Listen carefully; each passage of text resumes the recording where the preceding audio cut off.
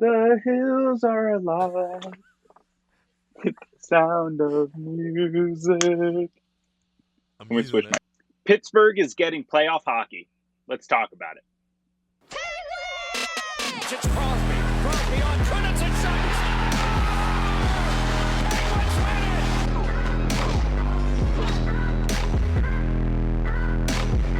Sees part for Crosby to the goal. He scores. Buckle up, baby. Are you kidding me? And on Fane, the shot. He scores.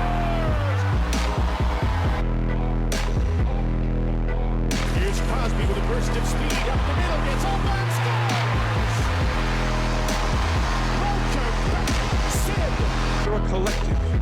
Andy Chiodo is beating Minamaki's brains in. What a show!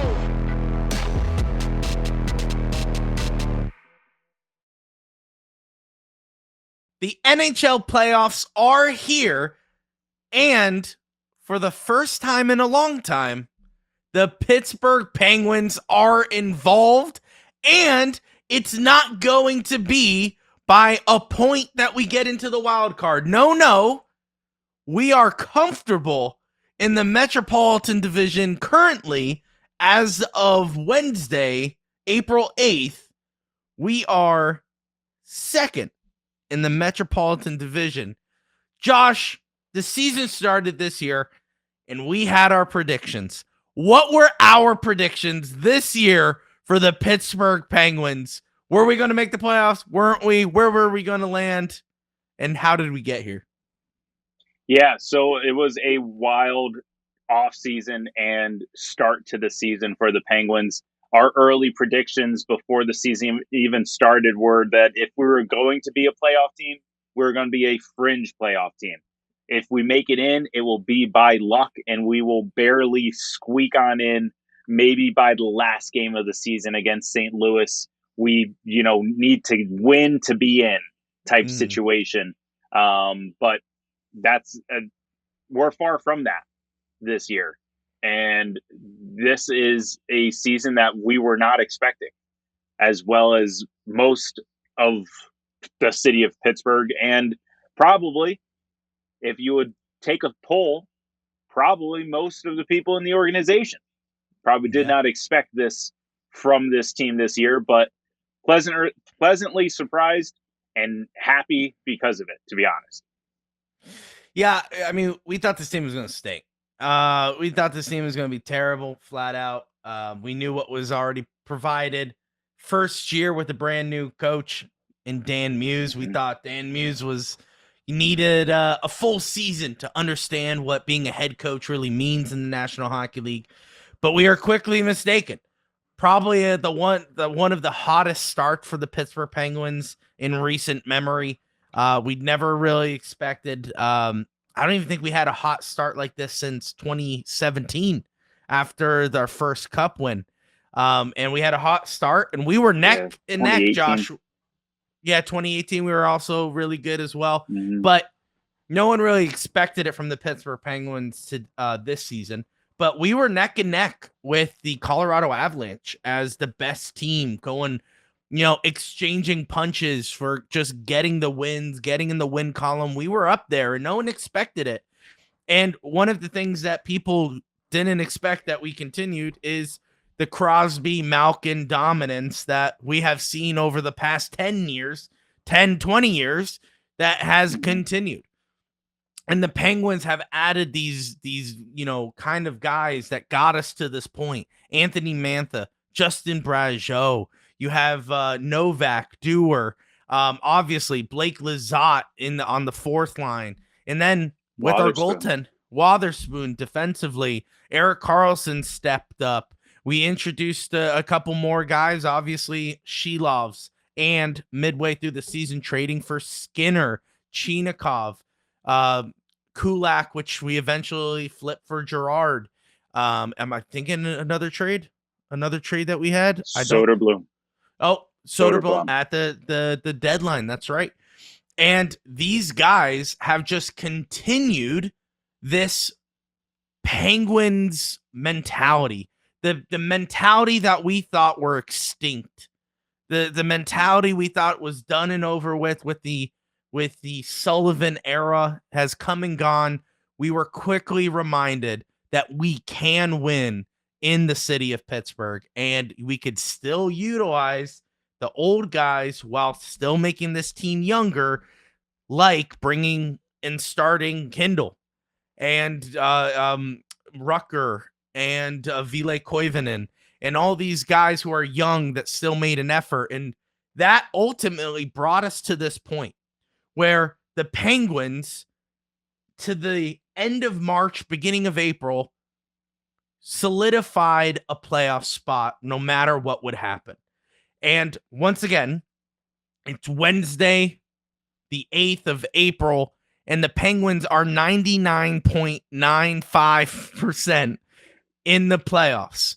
The only thing to make it 100% is 2 points, a regulation win. One game. Now, we have 4 games left. You could say, could we go into overtime and lose twice? Yeah, and we would still clinch a playoff 100%. All we need is 2 points. 2 points would solidify us in a playoff spot in the Metropolitan Division. Currently, the leader is the Carolina Hurricanes with 104, and then the Pittsburgh Penguins at 96. Now, tomorrow, we face off the Devils. Devils just got eliminated from playoff contention. It looks like the Penguins could take this team and win. and win in regulation. If we win on Thursday, the Pittsburgh Penguins clinch the playoff spot, and we will see playoff hockey in Pittsburgh for the first time in 4 years. It's just unbelievable. Josh and I, really side note, Josh and I, when we started this podcast, when we very first started this podcast, where it was a week episode, online only, it was audio only, right? And we started that. We faced off against the Islanders. And we all remember, or the Rangers. It was the Rangers. I apologize. Our last playoffs. It was a New York team. You know what? Could we fact check it for you right now? Yes. But will we? No. I think it was the Islanders, because wasn't it the Jari situation? Where, Louie Domingue played, but I thought Louie Domingue joined the Rangers the next year, and we said, hey, he just got beat by the Rangers. Oh. Maybe I'm thinking of the year before with Tristan Jari and the Islanders. Well, Josh, why don't we just do this live for everyone? Could we easily stop this recording and continue? Yeah. Yes. But guess what? We don't care. All right? Yeah. Okay. Hold on. Fifth. Yeah, we didn't make we didn't make it. Was it 21? 22? 21 would make sense. Yeah, because we ended in third. The Metropolitan. 25. 103 points. So we would have made the playoffs for sure. Yeah. Who did we play in the playoffs in 21-22? You're saying it's... I'm saying Islanders. You have the Rangers. I think you might be right, though, with the Rangers, now that I'm thinking about it. Because you're right. No. Louie Domingue. You are correct, Josh. It is the New York Islanders. The Pittsburgh Penguins played the New York Islanders in the first round of the 2021 playoffs. What about 2022? No, we didn't make the playoffs in 2022. Oh, no, I was right. Josh, what a wild chain of events. So the Pittsburgh Penguins were third in the Metropolitan Division in 2022. Excuse me. And we did face off the New York Rangers, where we did lose pretty quickly. Okay. We won 2 that's games. where it's hard, though, because like 2020, that season was 2021, 2022. So like it's always like 2 years. So it's 21-22 season. So it's the 22 playoffs. 22 playoffs. But New York Rangers actually went to a game 7, 4-3. So, no. I'm sorry. Oh, yeah. Yeah. Because I think Jari came in game 7. And we lost 4-3. Sorry. the last game was 4-3, which got me confused on how the record was. Oh yeah. But we lost in Game 7 against the New York Rangers in overtime, by the way. So we thought, all that being said, yeah, I know I'm reliving the trauma as I'm talking about it. Same. But I remember, and I think we did a live. No, we didn't, because we couldn't have the capabilities. No, we did. then. We did a recap of the series. Day of. That's right, Josh. You're absolutely right. Mm-hmm. Yeah, man, that's bringing back memories. But yeah, that's when I still lived in Florida. But we thought yeah, as soon as we lost, that's right. I mean, you technically still are. But I mean, full of clothes. Full of clothes. Like you were Harry Potter style. Yeah. Kind of recording. Yeah, 100%. But anyway, I know. Sorry. Cruz Lucius, let's get back on track here. For those of you who don't know what that means, join our lives after every single Penguins game, and you'll know that we get off topic often, and someone in the comments will say Cruz Lucius, which means get back on track. Yeah. So Cruz Lucius, let's get back on track. The reason why I'm bringing this up, the loss to the New York Rangers in the playoffs, is because that was the first year Josh and I decided to start the Penguins Collective podcast. And we thought we cursed the Pittsburgh Penguins. Okay, there was a time there after the second year missing the playoffs. We thought we were in Tennessee on a family trip. And Josh and I looked at each other and said, we probably should have never started this podcast. Where are the reasons why the Pittsburgh Penguins are not winning in the playoffs? But Josh? That was the year that we lost to Chicago in the last game of this. Missed it by a point. No. In Florida. No. Florida went in. Yes, because we needed Florida to lose, the Penguins to win, and then we would make the playoffs. We beat the New York Rangers. I mean, no, we beat Chicago, but the other team lost. We lost to Chicago. All we had to do was beat them. We lost them. They were tanking for Bedard. Who's the guy that they got? Bedard. They were tanking for Bedard, and we lost to Chicago in the last game of the year. That if we won, we would have made the playoffs. That just goes to show my memory. But yeah, I just remember we were not home. We were in Tennessee. We were together. Yeah. And that was the first year we were going live. And I just remember being like, yeah, we probably should have never done this because the Penguins will never make the playoffs ever again. And now here we are, Josh. Here we are, where the Pittsburgh Penguins are making the playoffs, and Sidney Crosby's a part of it. Evgeny Malkin's a part of it. Chris Letang is a part of it. And Erik Karlsson, where, not really. Chris Letang, is he really a part of it? Kind of sucks. Absolutely. Is that what you're making a face for? Yeah. The face is for Chris Letang, and how big of a role is he playing in it? He kind of just shows up. He's one of those players that when the team wins, they're like, yeah, Chris Letang, but he's just thrown in there for nostalgia's sake. He has not been doing great this season. We all know this.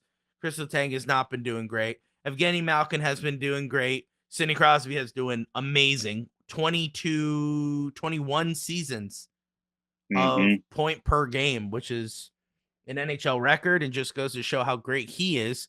But they continue to lead this team to the playoffs, and we are now looking at a potential cup run from the Pittsburgh Penguins. Now, Josh, you can't go on a cup run without two things: good defense and good goaltending.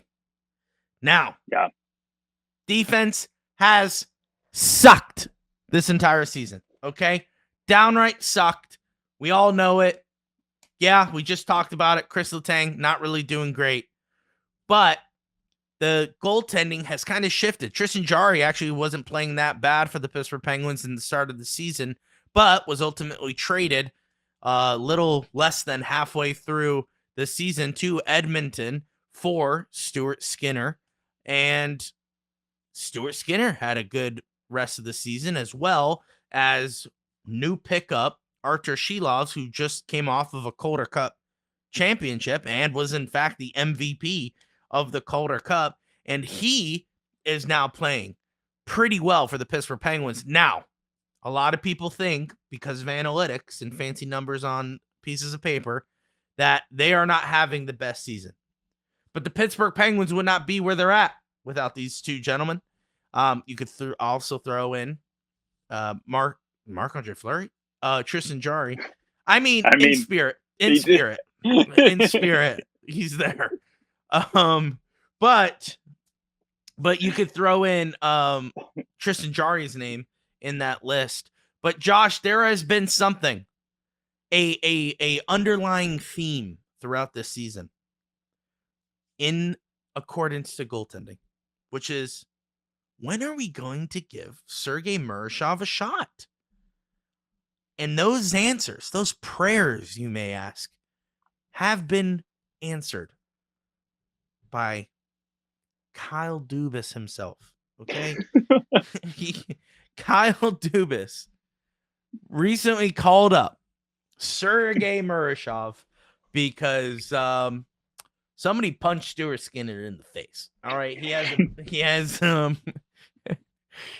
an eye injury, and as of right now, he is not good for Thursday. Although, Josh, we could talk about it. Is he good for Thursday? We're not doctors. Yeah, we're not doctors. He looked fine to me. Okay, he looks like a hockey player, but that's just me, Josh. That's just me. He will not be playing Thursday, so we did need to call up a goaltender. Sergei Murashov got the call. So the Penguins are in a playoff spot, 99.95% in the playoffs. And with 4 games remaining, the Pittsburgh Penguins call up their star prospect in Sergei Murashov. Josh, what do you think about that? Yeah, it's an interesting one. I mean, I get it. If you need a guy, he's the one to call up because he's, A, the future, and B, the best next option. Sunday, when originally Skinner was ruled out for Sunday's game against Florida, I guess they tried to call up Sergei, but due to the distance from Wilkes-Barre to Pittsburgh, they weren't able to get him there in time for the game. So they shifted and called up Taylor Gautier from Wheeling, which is a shorter distance. So called him up. Now, could you make the argument? Why not just keep Taylor there? I know you want to make that argument. Since he's already there, there's no need to send him down and bring up Murashov. But I guess if in the worst case scenario, you need this individual to start, you'd much rather have Murashov than you would Gautier, which is no offense to him. I know he's, again, I don't know where we're getting all of this, talent for goaltending, but he's in the works to be, quote unquote, a guy for us as a goaltender. So who knows what is going to happen in the future with our goaltending, but they chose to call up Murashov. I mean, I guess I'm okay with it. It's not going to be long term. If he plays Thursday, that'll be interesting. I'm not sure how that would work, but I don't know. So I'll let you. I would like to hear your thoughts, Lewis. I've been talking a lot today, Josh, and let me tell you. Listen, I've been talking on Twitter too, and that's just not the place to do it. A lot of people disagree with me, Josh. I'll just put that out there, and that's fine. I'm okay with being that I guess punching bag when it comes to bad takes, because I just don't understand why you call Murashov up. And here's why. Let me lay it out really quick. Stuart Skinner is kind of like our guy, I guess you want to say, Artur Shilovs is the backup. Would we all agree that's kind of what's going on? They've taken back and forth, but that's usually what the situation is. Artur Shilovs has a 3-day break. There's a game on Thursday, and then it's back-to-back Saturday, Sunday. Correct? Mm-hmm. Okay. You just need a goalie for Thursday. Okay? Short-term injury. Artur Shilovs is the backup. Day-to-day officially. Day-to-day officially. Day-to-day officially, but partaking in practice. So not really. Yeah. It's not like Evgeny Malkin where it's day-to-day and then the next day it's on IR for the next 3 months. You know what I'm saying? So he did participate in practice. But you're just trying to figure out Thursday against New Jersey Devils. Okay? I understand Artur Shilovs has been struggling in a couple games. But you're not going to get those numbers up by putting his butt on the bench. Okay? You need to play him, especially against a bad team. Like, Josh, you want to take a guess? Who's a bad team? The New Jersey Devils. Oh, Josh, that's a great example of a bad team where you can get your confidence and numbers up. So why would you call up the number one guy in Wilkes-Barre? This is not the time to call him up. Regardless if he's the next man up or not, you have Taylor Gauthier right there. He's there. He was in the room. All you had to do was just have him sit on the bench for a game. Because when it was announced on Tuesday that Sergei Murashov was getting called up, Dan Muse said Murashov recall was a precautionary measure. That is it. He was called up for a precautionary measure. So before you Mark Madden people come at me and say, yeah, but he's going to change it. We have 4 games left, ladies and gentlemen. Who the frick cares? We are focused on the playoffs, not developing a goaltender who's been having a great year. That's not our job right now. Our job is to focus on the playoffs. Is Murashov going to help us win playoffs? No. And I'll tell you why no, before you freak out. Murashov has not won a playoff series. Ever.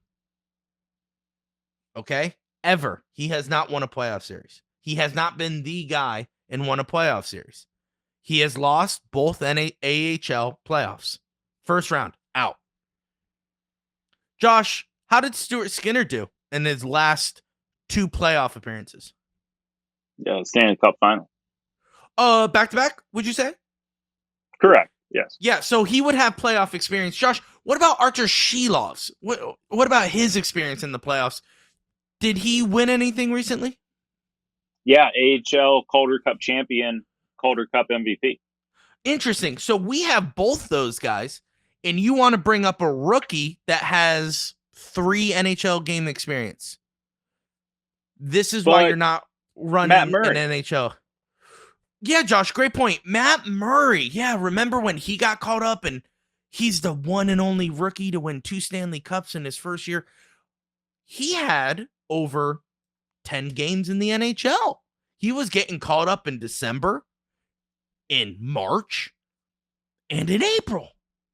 Josh, how many games has Murashov played this season? 2? I think, yeah, 2 or 3. Or 1. No, wasn't it just the Utah game? I think it was 1 against Utah, Josh. Yeah. And how did he do in that game? Did he seem like the guy? Oh, so he doesn't seem like the guy to automatically change an organization. Now, listen, don't listen to what I'm not saying. Okay? Listen. Murashov is our future. I know it. You know it. Josh knows it. We all know it. Murashov is the future. But right now, we're trying to win the Stanley Cup. I want the guys who have been in that pressure and who have succeeded in that pressure. You don't call a guy up for 1 game and expect him to make any changes. So, before you freak out, Murashov is a good goaltender. It's the same thing with Malkin. I have to always give context, Josh. Yeah. Murashov is a good goaltender. He is the future. I am not denying both of those statements. What I am denying is the rush to bring in young guys so late in the season thinking it's going to help. It's not. It has never helped any team ever. Guess what? Matt Murray was getting called up throughout the season. Murashov has played one game and didn't win. Murashov has not won a playoff series. He's good. He's going to help us in the future. 100%. But Shilov's just won a Calder Cup. Skinner went to the Stanley Cup back-to-back. And guess what? They said that's not enough. That's not enough. They had Connor McDavid and Leon Draisaitl. It wasn't their fault, right? It's not like they couldn't score in overtime. Oh, wait. Yeah, it was. Because if I recall, it went to Game 7. Different conversation. One puck luck. Stuart Skinner's a Stanley Cup champion. But guess what? And probably He's not a Pittsburgh Penguin. And not a Pittsburgh Penguin. He has the chance to redeem himself. I'm not saying the Pittsburgh Penguins are going to win the Stanley Cup, but if I had to pick an NHL goaltender to help us in the playoffs, probably be the guy looking for redemption. Because the last time I call a goalie looking for redemption, he's wearing gold around his neck right now. So Ooh, I will good. 100% put money on Stuart Skinner than Murashov. Yeah. So once again, don't listen to what I'm not saying. Murashov is our future. He's our goalie. I am not saying for the next 3 years, it's got to be Stuart Skinner over Murashov. That's not what I'm saying. What I'm saying is if you want to win a Stanley Cup, which should be our goal this season, because we're in the playoffs, and playoffs mean you have a shot to win the Stanley Cup. So if our goal is to win a Stanley Cup this year, which I hope it would be, Stuart Skinner is our guy. He's going to be the guy in net. The only difference I would say is how do we get a better defense in front of him?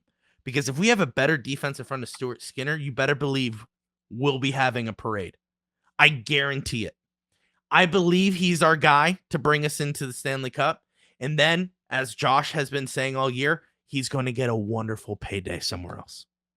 Wonderful payday somewhere else. Artur Shilovs and Sergei Murashov will lead the way going forward. But that's a different world. The world we live in is right here, right now, where we have a 99% chance of making the playoffs. We need 2 points. Sergei Murashov is irrelevant right now. And if it was me leading this team, Shilovs is getting the start on Thursday. And if I can just wrap up the Murashov call-up point for you real quick, it's not that we don't believe Murashov can play in a game or two if needed in these final 4 games if someone is hurt. It's not that. It's just like what is the goal here? If it's literally just to have him sit on the bench, then why not just leave Taylor Cotier here? He's already here. And I get it. He wasn't technically supposed to be the guy that was called up on Sunday to sit on the bench, but he was. So now why are you going through these gymnastics of sending him down, calling up Murashov just to sit on the bench against the Devils? Because realistically, everyone saw him on Tuesday, him being Stuart Skinner. It's literally just a bruise now under his eye. Yeah, he's fine. So if you're going to just sit him out as a precaution on Thursday, okay, fine. So you just need a call up to sit behind Shilovs, because realistically, why would you start an immediate call up over your actual NHL backup goaltender when we're trying to prepare for the playoffs? That doesn't make much sense to me. So that's where I think I think your question, like your concern with it all, was just it seemed like your Dubas is just appeasing the fans, saying, Correct. "Here you go. You wanted Murashov. Here he is. Yeah. Congrats. He's here For a day. For a day. Here you for go. a day and a half." Yeah, that's pretty much it. That's all you're going to get out of him. Because what else was the purpose? Because if we're going to listen to Dubas's words, and this is what I'm trying to instill in my children, you say what you mean and you mean what you say. Mm-hmm. Dubas said in his press conference that when we get back to the playoffs, we do not want to just make that our goal. We Mm-hmm. want to be competitive enough so that we can make a push and a run to the cup. Correct. Well, here we are, Dubas. We are at the playoffs. And Louie alluded to it perfectly. If you want to make that push, because if you're meaning what you say and saying what you mean, then there's no Murashov is not ready.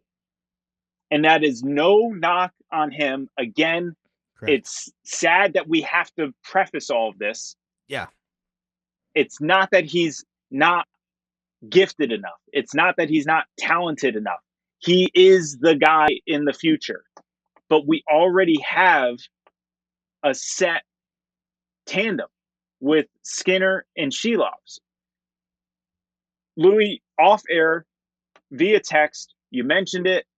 It's like the movie Miracle when they brought in that guy from Minnesota, Mm-hmm. like literally the week of the Olympics. They're like, Herb, what are you doing? You can't bring him in this late. And Herb is saying, well, I think he can help us win. But they turn around and say to him, but we're a family. Mm-hmm. So they send him home. And I'm not Right. saying Murashov is like wrecking This- the vibe in any way, right, shape, right, or form right. of the locker room. Again, But it feels like that. It feels it like just that. feels like there's a disturbance in the force. It just Yeah. feels like there is something off now.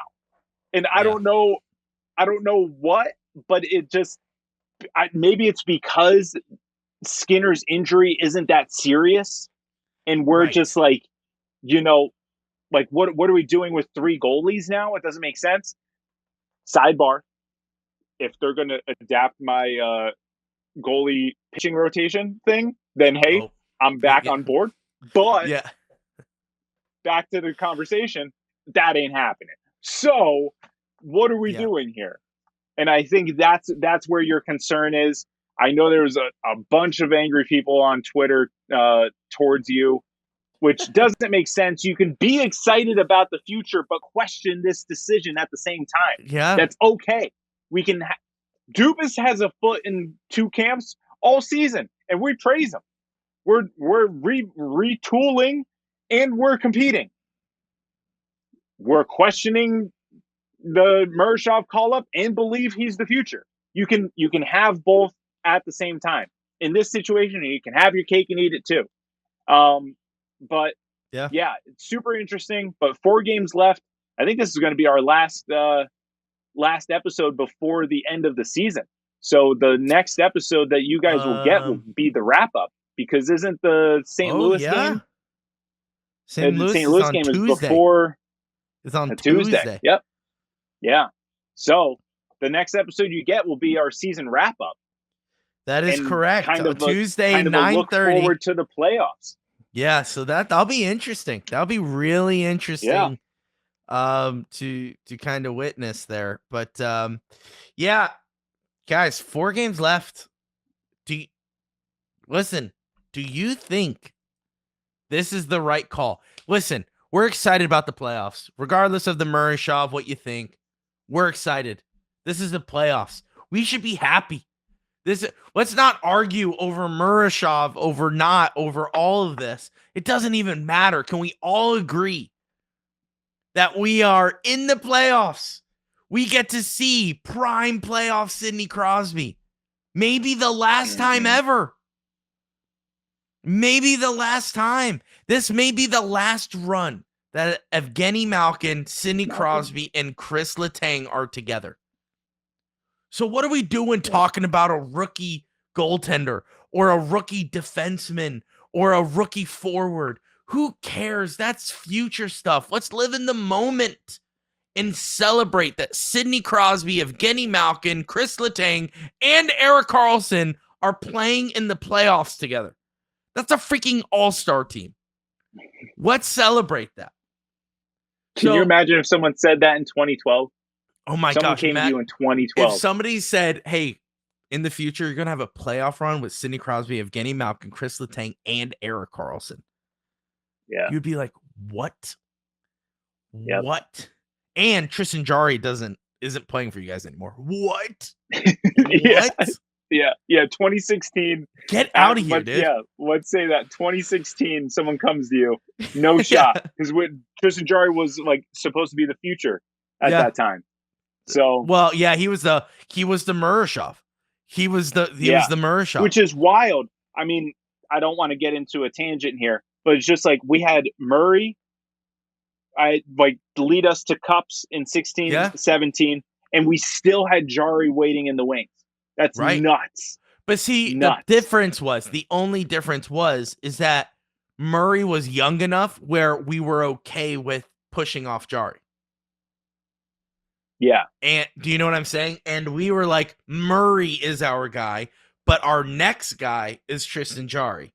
So the only difference I would say is if Stuart Skinner was younger or Shilovs was a little bit better and was the main guy, we would have been like, oh, okay, Murashov will have his chance. But right now it's Shilov's time.